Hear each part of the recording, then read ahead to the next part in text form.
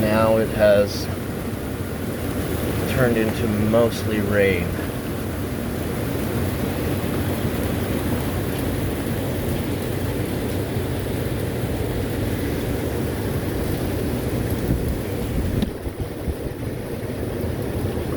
Guess we'll wait and see what's happened to the roof.